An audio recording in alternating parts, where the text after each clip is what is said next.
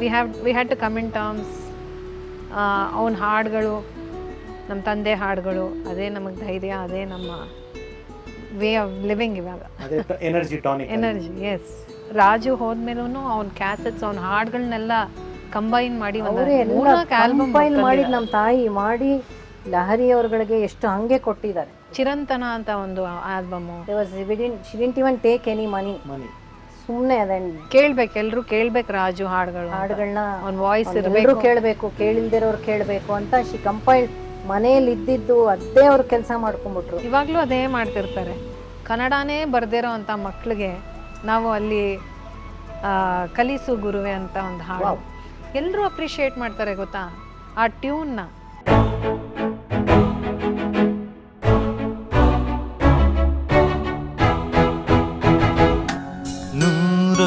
ನೂರೊಂದು ನೆನಪು.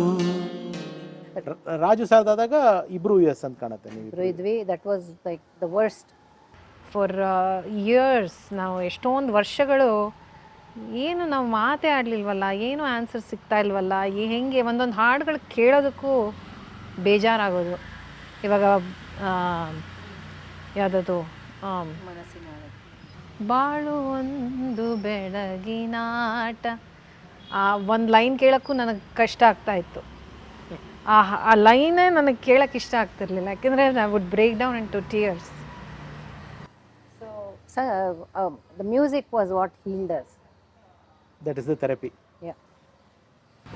But we had to come in terms. ಅವನ ಹಾಡುಗಳು, ನಮ್ಮ ತಂದೆ ಹಾಡುಗಳು, ಅದೇ ನಮಗೆ ಧೈರ್ಯ, ಅದೇ ನಮ್ಮ ವೇ ಆಫ್ ಲಿವಿಂಗ್ ಇವಾಗ. Energy, yes. ಭಾವಂದ್ರ ಜೊತೆ ಹೆಂಗಿರೋದು ನಮ್ಮ ರಾಜು ಸರ್? ತರ್ಲೇನಾ? ತುಂಬಾ ಮಜವಾಗಿರ್ತಾ ಇದ್ರು. ಸೇಮ್ ಅವ್ರಿಗೂ ಇಷ್ಟ. ಫೋನ್ ಹೇಳ್ತಿದ್ನಲ್ಲ ಪ್ರ್ಯಾಂಕು, ನನ್ನ ಗಂಡಂಗೂ ಮಾಡೋರು. ವಿಜಯ್ ಫೋನ್ ಮಾಡಿದ್ರೆ ಏನಪ್ಪ ಹೆಂಗಿದ್ಯಾ, ಆಮೇಲೆ ಚೆನ್ನಾಗಿದ್ದೀನಿ ಅಂಕಲ್. ಸುನೀತಾ ಅಂದರೆ ಈಗಿಲ್ವಲ್ಲಪ್ಪ ಏನು ಮಾಡೋದು, ಆಮೇಲೆ ಫೋನ್ ಮಾಡಲ ಅಂದರೆ ಇರೋಲ್ಲೇ ಕೊಡ್ತೀನಿ ಅಂತ ಅಂದ್ಬಿಟ್ಟು ತರಲೆ ಮಾಡೋನು. ಅಪ್ಪ ಅಳಿಯಂದ್ರ ಜೊತೆಗೆ ಹೇಗಿದ್ರು ನಿಮ್ಮ ವಿಜಯ್ ಸರ್ ಜೊತೆಗೆ, ನಿಮ್ಮ ಬಾವ ಅವ್ರ ಜೊತೆಗೆ? ಹಿ ವಾಸ್ ವೆರಿ ಕೂಲ್ ನಮ್ಮಪ್ಪ. ನನ್ನ ಕೇಳಿದ್ದವರು, ನಮ್ಮ ತಾಯಿ ಸ್ವಲ್ಪ ವೆನ್ ಶಿ ಸ್ವಾಮಿ ವಿತ್ ವಿಜಯ್ ಕೇಳಿ ಅವನ್ನ ಮದುವೆ ಆಗ್ತಾ ಇದೆಯಾ ಏನೋ ಹಾಗೆ ಹೀಗೆ ಅಂತ ಕೇಳಿದ್ರು.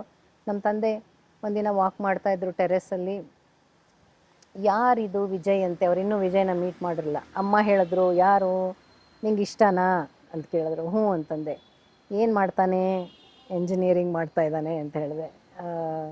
ಅವರಪ್ಪ ಏನು ಎಲ್ಲ ಆಯಿತಾ, ಸರಿ, ಅಷ್ಟೇ.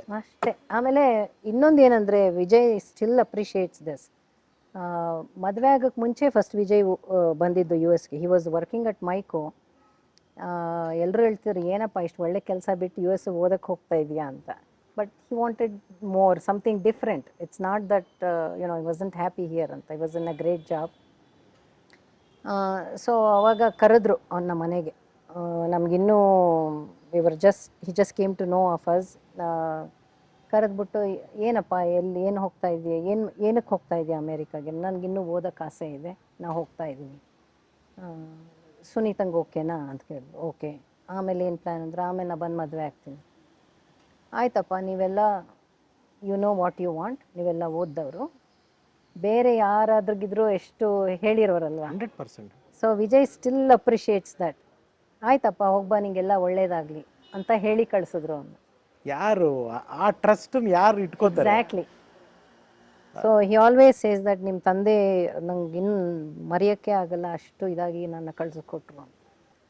ದೂರ ಹೋದಾಗ ಅಂದರೆ ಅಫ್ಕೋರ್ಸ್ ಅವಾಗ ಟೆಕ್ನಾಲಜಿ ಕೂಡ ಇವಾಗ ಥರ ವಿಡಿಯೋ ಕಾಲ್ಗಳಿರಲಿಲ್ಲ, ಏನೂ ಇರಲಿಲ್ಲ. ಏನು ಒಂದು ಫೋನ್ಗೆ ಎಲ್ಲ ಒಂದು ಲೆಟರು ತುಂಬ ನಮ್ಮ ಎಮೋಷನ್ಸ್ಗಳನ್ನ ನಾವು ತೋರಿಸ್ಕೊಡುವಂಥ ಒಂದು ಸಂದರ್ಭ. ನೀವು ಆ ದೇಶಕ್ಕೆ, ಹೊರ ದೇಶಗಳಿಗೆ ಹೋದಾಗ ಅಪ್ಪ ಆಗಲಿ, ಅಮ್ಮ ಇಸ್ ಸ್ಟ್ರಾಂಗ್ ಬಿಡಿ, ಅಮ್ಮ ಇಸ್ ವೆರಿ ಸ್ಟ್ರಾಂಗ್ ಅಂತ ಹೇಳಿದ್ರೆ. ಯಾಕೆಂದರೆ ಬಹುಶಃ ರಾಜು ಸರು ಅಪ್ಪ ಇಬ್ಬರು ಎಮೋಷ್ನಲ್ ಕ್ಯಾರೆಕ್ಟರ್ಸ್ ಅಂತ ಕಾಣುತ್ತೆ ನೀವು ಹೇಳೋ ಪ್ರಕಾರ. ಯಾವ ಥರ ಒಂದು ಭಾವನಾತ್ಮಕವಾಗಿ ಲೆಟರ್ ಬರ್ತಿತ್ತು, ಇಲ್ಲ ಮಿಸ್ ಮಾಡ್ಕೊತಿದ್ದೀನಿ ಅಂತ ಫೋನ್ ಮಾಡಿದ್ದು, ಈ ಥರದ್ದು ಏನಾದರೂ ಆಗಿದೆಯಾ? ಅದರ ನೆನಪಿದೆಯಮ್ಮ? ನಾನು ಅಲ್ಲಿದ್ದಾಗ. ಸೊ ಗಂಡ ಹೆಂಡತಿ ಮದುವೆ ಜಗಳಗಳಾಗ್ತಿರುತ್ತೆ, ಕಾಮನ್. ಸೊ ನನಗೆ ವಿಜಯ್ ಒಂದಿನ ಜಗಳ ಆಗಿತ್ತೇನೋ. ಆಗ್ಬಿಟ್ಟು ನಮ್ಗೆ ಜಗಳ ಅನ್ನೋದಕ್ಕಿಂತ ಹೆಚ್ಚಾಗಿ ಒಂದು ಆರ್ಗ್ಯುಮೆಂಟ್. ಆರ್ಗ್ಯುಮೆಂಟು. ಅವಾಗ ಏನೋ ಇದರಲ್ಲಿ ಫೋನ್ ಮಾಡಿದ್ದೆ. ಅವಾಗ ನಮ್ಮ ಹತ್ರ ಫೋನ್ ಮಾಡೋಕ್ಕೂ ದುಡ್ಡು ಇರ್ತಾ ಇರಲಿಲ್ಲ. Phone was so expensive. Very very expensive. ಒಂದೊಂದು ನಿಮಿಷಕ್ಕೂ ಏನು $2 $3 ಆಗೋದು. STDನೇ ಅಷ್ಟು ಎಕ್ಸ್ಪೆನ್ಸಿವ್ ಇತ್ತಂದ್ರೆ IST ಮೋರ್. ಆಕ್ಚುಲಿ ಲೆಟರ್ ಬರ್ದಿದ್ದೆ, ಫೋನ್ ಅಲ್ಲ, ಲೆಟ್ರ್, ದೊಡ್ಡ ಲೆಟರ್ ಬರ್ದಿದ್ದೆ ಕೋಪಕ್ಕೆ, ಮನೆಗೆ ಬರ್ದಿದ್ದೆ. ಸೊ ಅವ್ರಿಗೆಲ್ಲ ಪಾಪ ಅಪ್ಸೆಟ್ ಆಗಿತ್ತು ಅನ್ಸುತ್ತೆ. ರಾಜು ಹೇಳ್ತಾ ಇದ್ದ, ನಮಗೆಲ್ಲ ತುಂಬ ಬೇಜಾರಾಗ್ಬಿಟ್ಟಿತ್ತು ನಿನ್ನ ಲೆಟ್ರ್ ನೋಡಿ ಅಂತ. ಆಮೇಲೆ ನಮ್ಮ ತಂದೆ ಇನ್ನೊಂದು ಲೆಟ್ರ್ ಬರೆದ್ರು, ನಾನು ಅದಿನ್ನೂ ಇಟ್ಕೊಂಡಿದ್ದೀನಿ. ಅದ್ರಲ್ಲಿ ಒಂದು ಮಾತು, ಎಲ್ಲರ ಮನೆ ದೋಸೆ ತೂತೆ ಇದೆಲ್ಲ ಆಗತ್ತೆ, ಎಲ್ಲ ನಡ್ಸ್ಕೊಂಡು ಹೋಗಬೇಕು ಅಂತ ಒಂದು ವೆರಿ ಬ್ಯೂಟಿಫುಲ್ ಲೆಟರ್ ಬರೆದಿದ್ರು. ಯಾರೇ ಆಗಲಿ, ಇವಾಗ ನೋಡಿ ಅದು ಸಿಂಪಲ್ ಸೈಕಾಲಜಿ. ನಮ್ಮ ಮಕ್ಕಳುಗಳನ್ನ ಕರ್ಕೊಂಡು, ಅಫ್ಕೋರ್ಸ್ ಇವಾಗ ನಮ್ಮ ಮಕ್ಕಳೆಲ್ಲ ದೊಡ್ಡವರಾಗಿದ್ದಾರೆ, ಯಾವ್ದು ಚಿಕ್ಕ ಮಕ್ಕಳನ್ನ ಕರ್ಕೊಂಡು ನಾವು ಯಾವ್ದಾರು ಟಾಯ್ ಶಾಪ್ಗೆ ಹೋಗ್ತೀವಿ ಅಂತ ಇಟ್ಕೊಳ್ಳಿ. ನಾವುಗಳು ಫಸ್ಟು ನಮಗೇನು ಬೇಕು, ಅದು ತಗೋ, ಅದು ಚೆನ್ನಾಗಿರುತ್ತೆ, ಆ ಗನ್ ತಗೋ, ನೋಡೋ ಈ ಬೋರ್ಡ್ ಚೆನ್ನಾಗಿದೆ ಅಂದರೆ ನಮಗೇನು ಬೇಕು ಅದನ್ನು ನಾವು ತೊಗೊಳಕ್ಕೆ ಮಕ್ಕಳಿಗೆ ನಾವು ಇದು ಮಾಡ್ತೀವಿ. ಅಂದರೆ why am trying to tell ಅಂದರೆ ಪ್ರತಿಯೊಬ್ಬರೊಳಗಡೆ ನಾವು ಮಗು ಇನ್ನೂ ಜೀವಂತವಾಗಿರುತ್ತೆ, ಆ ಮಗು ಎಲ್ಲೂ ಇದಾಗಿರಲ್ಲ. ನಮ್ಮ ರಾಜು ಸರಲ್ಲಿ ನಿಜವಾಗ್ಲೂ ಆ ಮಗು ಇದ್ರಮ್ಮ. ಅಂದರೆ ಅವ್ರಿಗೆ ಏನಾರು ಒಂದು ಇಷ್ಟವಾಗಿರೋದು ತಿಂಡಿ ತರಿಸ್ಬಿಟ್ರೋ, ಅಥವಾ ಯಾರೋ ಸರ್ಪ್ರೈಸಾಗಿ ಅವ್ರು ಇಷ್ಟಪಡೋರು ಬಂದ್ಬಿಟ್ರು, ಮಕ್ಳ ಥರ ಆಡೋರು ಅವರು. ಸೀನ್ ದಟ್ ನಿಜ ಚಿಕ್ಕ ನೋಡಿದ್ರೆ ರಾಜು ಸರ್ ಇಷ್ಟು ಸಾಧನೆ ಮಾಡಿರೋರ, ಇಷ್ಟು ದೊಡ್ಡ ವ್ಯಕ್ತಿ ಮಗ, ಇವರೇ ಇಷ್ಟು ದೊಡ್ಡ ವ್ಯಕ್ತಿ. ಅದನ್ನ ಆ ಏಜ್ ಬರೋವರೆಗೂ ಉಳಿಸ್ಕೊಳ್ಳೋದು ಮಹಾಪುರುಷರಿಗೆ ಮಾತ್ರ ಸಾಧ್ಯ. The people who are divine, ಅವ್ರಿಗೆ ಮಾತ್ರ ಆ ಇನ್ನೋಸೆನ್ಸ್ ಉಳಿಸ್ಕೊಳ್ಳೋಕೆ ಸಾಧ್ಯ. ಎಲ್ರ ಕೈನಲ್ಲೂ ಆಗಲ್ಲ ಆ ಇನ್ನೋಸೆನ್ಸ್ ಉಳಿಸ್ಕೊಳ್ಳೋದು. ಸೊ ನನಗೊಂದು ಇನ್ಸಿಡೆಂಟ್ ರಾಜು ಜೊತೆ ಆಗಿತ್ತು. ಸೊ ನನಗೂ ಮದುವೆ ಆಗಿತ್ತು, ಮಗುನೂ ಆಗಿತ್ತು. ನನ್ನ ಮಗಳನ್ನ ಸ್ಕೂಲಿಗೆ ಡ್ರಾಪ್ ಮಾಡೋಕ್ಕೆ ಹೋಗ್ತಾ ಇದ್ದೆ. ಅವಾಗ ರಾಜು ಕಾಲ್ ಮಾಡಿ ಇದು ಇವಾಗ ಐಪಾಡ್ ಬಂದಿದೆಯಂತಲ್ಲ, ಏನು ಅದ್ರ ವಿಷಯ, ನನಗೆ ನನ್ನ ಸ್ಟೂಡೆಂಟ್ಸ್ ಎಲ್ಲ ಹತ್ರ ಎಲ್ಲ ಇದೆ, ನನ್ನ ಹತ್ರನೇ ಇಲ್ಲ, ಅದು ಇದು ಅಂತ ಹೇಳ್ತಾ ಇದ್ದ. ಐ ಫೀಲ್ ಸೋ ಬ್ಯಾಡ್. ಇವಾಗ ಎಷ್ಟು ಅಡ್ವಾನ್ಸ್ ಆಗಿದೆ ಈ ಕಾಲದಲ್ಲಿ. ನಮ್ಮ ತಂದೆ ರಾಜು ಅದನ್ನು ಆ ಟೆಕ್ನಾಲಜಿ ಎಲ್ಲ ಯೂಸ್ ಮಾಡೋಕ್ಕೆ ಆಗ್ತಾ ಇಲ್ವಲ್ಲ ಅಂತ. ಆ್ಯಂಡ್ ಫೇಸ್ಬುಕ್, ಯೂಟ್ಯೂಬ್ ಆ ಕಾಲದಲ್ಲಿ ಇರಲೇ ಇರಲಿಲ್ಲ, ಬಟ್ ಇದ್ದಿದ್ರೆ ಇವಾಗ ದೇ ವುಡ್ ಹ್ಯಾವ್ ಮ್ಯೂಸಿಕಲ್ಲೂ ಕೂಡ ಇವಾಗ ತುಂಬ ಅಡ್ವಾನ್ಸ್ ಆಗ್ಬಿಟ್ಟಿದೆ. ಇವಾಗ ಅಪ್ಪ ಇದ್ದಿದ್ರಾಗಲಿ ಅಥವಾ ರಾಜು ಸರ್ ಫಿಸಿಕಲಿ ಅವ್ರು ಇದ್ದಾರೆ, ಫಿಸಿಕಲಿ ಇವಾಗಿಲ್ಲ, ಅದನ್ನು ಮಾತ್ರ ನಾನು ಹೇಳ್ತೀನಿ. But they are somewhere, they are watching us. ಇವತ್ತು ಕೂತ್ಕೊಂಡು ನಾನು I believe very strongly in this. ನಾನು ತುಂಬ ಜನ ಅದನ್ನು ಹೇಳ್ತೀನಿ. ಅದನ್ನು ಇವತ್ತು ನಾನು ನಿಮ್ಮನ್ನು ಕೂತ್ಕೊಂಡು ಇಲ್ಲಿ ಇಂಟರ್ವ್ಯೂ ಮಾಡ್ತಿದ್ದೀನಿ ಅಂದರೆ ಎಲ್ಲ ಅವ್ರು ಸಿಗ್ನಲ್ ಕೊಟ್ಟಿರೋದಕ್ಕೆ ಅದಾಗಿರೋದು. ಇದು ನೀವು ಬಂದಿದ್ದೀರಾ, ನೀವು ಒಪ್ಕೊಂಡಿದ್ದೀರಾ, yes that is the reason. ಆದರೆ ಅದೆಲ್ಲೋ ಒಂದು ಆ ಎನರ್ಜಿ ಕೆಲಸ ಮಾಡಿಸಿರುತ್ತೆ ನಮಗೆ. I strongly believe in that. ಅವ್ರ ಬ್ಲೆಸ್ಸಿಂಗ್ಸಿಂದನೇ ಈ ಇಂಟರ್ವ್ಯೂ ಆಗ್ತಾ ಇರೋದು. I am very happy for that. ಆ ಮೂಲಕ ಅವ್ರದ್ದೊಂದು ಬ್ಲೆಸ್ಸಿಂಗ್ ಸಿಕ್ಕಿದೆ ನನಗೆ ಅಂತ. ಆ್ಯಂಡ್ January 17th ಒಂದು ಟ್ರ್ಯಾಜಿಡಿ ಆಯಿತು ರಾಜು ಸರ್ದು. 2009 ಅದಾಯಿತು. ನೀವು ಅಲ್ಲಿದ್ರಿ, ನಿಮ್ಮೆಲ್ರಿಗೂ ಆಘಾತ ಆಯಿತು. ನಾನು ಹೆಂಗೆ ಏನು, I don't want all those things, ಅದೆಲ್ಲ ಬೇಡ. ಆಗಲೇ ನಾವು ಹೇಳ್ದಂಗೆ will talk only the positive things. But ಇಲ್ಲೂ ಒಂದು ಪಾಸಿಟಿವ್ ನಾನು ಏನು ಕೇಳಬೇಕು ಅಂತಂದರೆ, ನಿಮ್ಮಮ್ಮ ಎಷ್ಟು ಸ್ಟ್ರಾಂಗು ಅಂತ ಹೇಳೋದಕ್ಕೆ, ರಾಜು ಸರ್ ಫಿಸಿಕಲಿ ಇಲ್ಲವಾದ ಮೇಲೆ ಅವರು ಜೀವನ ನಡೆಸ್ತಾ ಇರೋದಿದೆಯಲ್ಲ. ಇಲ್ಲ, ನಮ್ಮ ತಾಯಿ ಒಂದ್ಸಲಿನೂ ನಿನ್ನ ಆಗೋಯ್ತು ಅಂತ ಯಾವತ್ತೂ ಹೇಳೇ ಇಲ್ಲ. She has never said that. ಅವರಿದ್ದಾರೆ, ಅವರು ರಾಜು ಹೋದ್ಮೇಲೂ ಅವ್ನ ಕ್ಯಾಸೆಟ್ಸ್, ಅವ್ನ ಹಾಡುಗಳನ್ನೆಲ್ಲ ಕಂಬೈನ್ ಮಾಡಿ ಕಂಬೈನ್ ಮಾಡಿ ನಮ್ಮ ತಾಯಿ ಮಾಡಿ ಲಹರಿ ಅವ್ರಗಳಿಗೆ ಎಷ್ಟು ಹಂಗೆ ಕೊಟ್ಟಿದ್ದಾರೆ. ಚಿರಂತನ ಅಂತ ಒಂದು album. She didn't even take any money.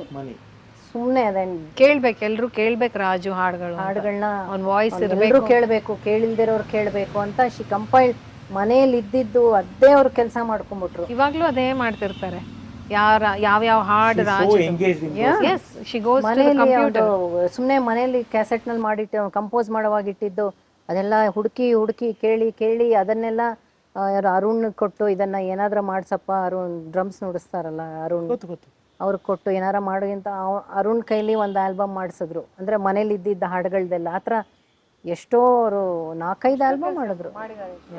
ಈಗ ರಾಜು ಸರ್ದು ಅಥವಾ ಅಪ್ಪ ಅವ್ರದ್ದು ಮಾಡಿರೋ ಕಾಂಪೋಸಿಷನ್ಸ್ ಇನ್ನೂ ಇದೆಯಾ? ಇನ್ನೂ ಅದನ್ನು ಹೊರಗೆ ತರಬೇಕಾಗಿರೋ ಕೆಲಸಗಳೇನಾದ್ರು ನಡೀತಾ ಇದೆಯಾ? ನಾನು ಅನಿತಾ ಸುಮಾರು ರಾಜು ಹಾಡುಗಳೆಲ್ಲ ಆಲ್ಬಮ್ ಮಾಡಿದ್ದೀವಿ. ಈಗ ಇನ್ನೂ ಇದೆ, ಇನ್ನೂ ಬೇಕಾದಷ್ಟಿದೆ. ಇಲ್ಲ ಮಾಡೋಣಮ್ಮ, ಹೇಳಿ. ಅಂದರೆ ನೀವು ಮಾಡಿದ್ದೀರಾ ಅಂದರೆ ನನ್ನ ಒಂದು ರಿಕ್ವೆಸ್ಟ್, ಒಬ್ಬ ರಾಜು ಸರ್ ಅಭಿಮಾನಿಯಾಗಿ ಅಥವಾ ಒಬ್ಬ ಸಂಗೀತದ ನಿಮ್ಮ ಕುಟುಂಬದ ಅಭಿಮಾನಿಯಾಗಿ ನೀವು ಹೊರಗೆ ತಂದಿದ್ದೀರಾ, ಹೊರಗೆ ತಂದಿರೋದನ್ನು ನೆಕ್ಸ್ಟ್ ಟೈಮ್ ನೀವು ಆ ಥರದ್ದು ಏನು ಮಾಡಬೇಕಾದ್ರೂ ಸ್ವಲ್ಪ ದೊಡ್ಡ ಮಟ್ಟದಲ್ಲಿ ಎಲ್ಲರೂ ಸೇರ್ಕೊಂಡು ಮಾಡೋಣ. ಖಂಡಿತ. ವಿ ಆರ್ ಆಲ್ ನಾನಂತೂ ಆ ಒಂದು ನಾನು ರಮ್ಯಾ ಅವ್ರ ಹತ್ರನೂ ಹೇಳಿದ್ದೆ ಆ ವಿಚಾರನ. ಆ ಥರದ್ದು ಏನೇ ಉದ್ದೇಶಗಳಿದ್ರು, ಅಂದರೆ ಮೊನ್ನೆ ಕೂಡ ರಾಜು ಸರ್ ಬರ್ಡೇದು ಒಂದು ಕಾರ್ಯಕ್ರಮ ನಡೀತು, ಅದನ್ನು ಫೇಸ್ಬುಕ್ಕಲ್ಲಿ ನೋಡಿದೆ. ಅಂದರೆ ಇದು ಫೇಸ್ಬುಕ್ಕಲ್ಲಿ ನೋಡಿ ನಾವು ಖುಷಿ ಪಡೋದಕ್ಕಿಂತ ಹೆಚ್ಚಿಗೆ ಅಮ್ಮನ ಆಸೆಯಂತೆ ಅಥವಾ ರಾಜು ಸರು ಅನಂತಸ್ವಾಮಿ ಸರ್ ಆಸೆಯಂತೆ ಅವರ ಕೆಲಸಗಳನ್ನ, ಅವರ ಕೃತಿಗಳನ್ನ ಡೈರೆಕ್ಟಾಗಿ ಅವ್ರ ಹತ್ರ ಜನಗಳ ಹತ್ರ ತೊಗೊಂಡೋಗೋಣ. ಅದಕ್ಕೆ ಎಷ್ಟು ಸಾಧ್ಯನೋ ಅಷ್ಟು ದೊಡ್ಡ ವೇದಿಕೆ ನಾವೇ ಕ್ರಿಯೇಟ್ ಮಾಡೋಣ. ನಾವು ಯಾರ ಹತ್ರನೂ ಅಂದರೆ ಸ್ಪಾನ್ಸರ್ಶಿಪ್ಪು ಮತ್ತೊಂದು ಆಗಿದ್ರೆ ತೊಂದರೆ ಇಲ್ಲ, ಆದರೆ ಆ ಎಲ್ಲವೂ ಸೇರಿ ದೊಡ್ಡದಾಗಿ ಮಾಡೋಣ. ನಿಮ್ಗೆ ಆ ಥರದ್ದು ಏನೇ ಪ್ಲ್ಯಾನ್ಸ್ ಇದ್ದರೂ ಪ್ಲೀಸ್ ಕನ್ಸಿಡರ್ ಮೈ ರಿಕ್ವೆಸ್ಟ್. 100% ನಾನು ನಿಮ್ಮ ಜೊತೆಗೆ ಸೇರ್ಕೋತೀನಿ. ಏನಾಗುತ್ತೆ 100 ಜನಕ್ಕೆ ನೀವು ರೀಚ್ ಮಾಡೋದಕ್ಕೆ ನಮ್ಮ ಕಡೆ ಇನ್ನೊಂದು 10 ಜನಕ್ಕೆ ಎಕ್ಸ್ಟ್ರಾ ಹೋಗೋದಕ್ಕೆ ಟ್ರೈ ಮಾಡೋಣ. ನಾನು ಏನು ಹೇಳೋಕ್ಕೆ ಇಷ್ಟಪಡ್ತೀನಿ ಅಂದರೆ, ಒಂದು ಬರ್ತ್ಡೇ ದಿವಸ ಅಲ್ಲ ಅಥವಾ ಒಂದು ಹೋಗಿದ್ದ ದಿವಸ ಅವ್ರನ್ನ ನೆನೆಸ್ಕೊಳ್ಳೋದಾಗಲ್ಲ, ಹಂಗಲ್ಲ. ನಾನು ಸುನೀತಾ, ಅಮ್ಮ ಆಗಲಿ, ಸವಿತಾ ಆಗಲಿ, ನಾವು 4 ಜನನೂ ಯಾವಾಗಲೂ ಇದೇ ಕೆಲಸ ಮಾಡ್ತಿರ್ತೀವಿ. We are constantly doing this. Reels ಮೂಲಕ ಆಗಲಿ, ಯಾರಿಗಾರು ಹೇಳ್ಕೊಡೋದಾಗಲಿ, ಮಕ್ಳುಗಳಿಗಲ್ಲಿ ಹೇಳ್ಕೊಡೋದು. ಕನ್ನಡನೇ ಬರೆದಿರೋ ಅಂಥ ಮಕ್ಕಳಿಗೆ ನಾವು ಅಲ್ಲಿ ಕಲಿಸು ಗುರುವೆ ಅಂತ ಒಂದು ಹಾಡು ಎಲ್ಲರೂ ಅಪ್ರಿಷಿಯೇಟ್ ಮಾಡ್ತಾರೆ ಗೊತ್ತಾ. ಆ ಟ್ಯೂನ್ನ ಹೆಂಗಿದೆ ಆ tune, it moves them. So ಆ ಮೂಲಕ ನಾವು ಯಾವಾಗಲೂ ಸದಾ ಕೆಲಸ ಮಾಡ್ತಿರ್ತೀವಿ. ಒಂದೇ ದಿವಸಕ್ಕೆ ನಾವು ಮಾಡ್ತೀವಿ ಅಂತ ನಾವು ಹೇಳೋಕ್ಕಾಗಲ್ಲ. It's constant. ನಿಮ್ಮ ಜೊತೆಗೆ ನಾವು ಇದೀವಿ ಅಂತ ಹೇಳಿದ್ರೆ ಮಾಡ್ತಾ ಇದ್ದೀವಿ. ನಿಮ್ಮ ಜೊತೆಗೆ ನಾವು ಇದೀವಿ. ಏನಾರು ಇದ್ರೆ ನಮ್ಮಿಂದ ಅವಶ್ಯಕತೆಯಿಂದ ನಿಮ್ಗೆ ಅನಿಸಿದ್ರೆ ದಯಮಾಡಿ ಕೇಳಿ, we will join with you. Yes, absolutely. And ಈಗ ಮಕ್ಕಳಾಗಲ್ದೆ ಕಂಪೋಸರ್ಸ್ ಆಗಿ ನಿಮ್ಮ ಪ್ರಶ್ನೆ, ನಿಮ್ಮ ಅಣ್ಣ ಹಾಗೂ ನಿಮ್ಮ ತಮ್ಮ, ನಿಮ್ಮ ತಂದೆಯವರ ಕಂಪೋಸಿಷನ್ಗಳಲ್ಲಿ ನಾನು ಯಾವ್ದು ನಿಮ್ಮ ಫೇವ್ರೇಟು ಅಂತ ಕೇಳಲ್ಲ. ಯಾಕೆಂದರೆ ಅವ್ರು ಮಾಡಿರೋದು ಎಲ್ಲವೂ ನಿಮಗೆ ಫೇವ್ರೇಟ್ ಆಗಿರುತ್ತೆ. It's E very stupid question. ಇದರಲ್ಲಿ ನಿಮ್ಗೆ ಯಾವ್ದು ಇಷ್ಟ? ಆದರೆ ತುಂಬ ಗುನ್ಗೋ ಕೆಲವು ಸಾಂಗ್ಗಳಿರ್ತವೆ.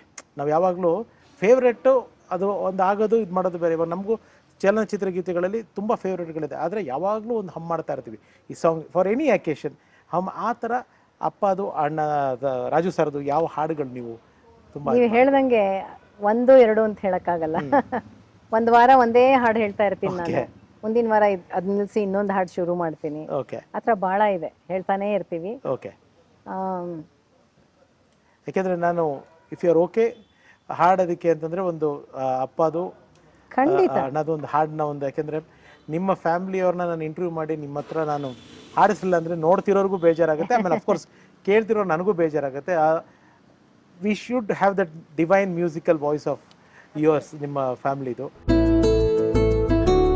ಅಗ್ಲೆಲ್ಲ ಬೆವರಸಿ ತಂದಿದ್ರಲ್ವ ಸಿಮುರ್ಸಿ, ಅಗ್ಲೆಲ್ಲ ಬೆವರಸಿ ತಂದಿದ್ರಲ್ವ ಸಿಮುರ್ಸಿ, ಸಂಜೆಲಿ ಉಳಿ ಎಂಡ ಕೊಂಚ